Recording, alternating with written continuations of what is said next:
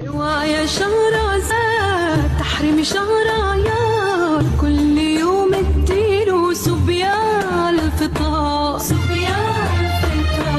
ولو السكر جاله زي ما جه لخاله، خليه يفطر دايما مسلوق او خضار، يتسحر بيضايه جنب الزبديايه، يتسحر بيضايه جنب الزبديايه، وعصير في الكوبايه او المج فخار،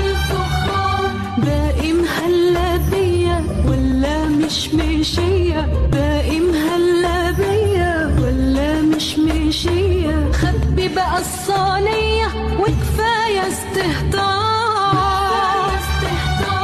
اوعى يا شهرزاد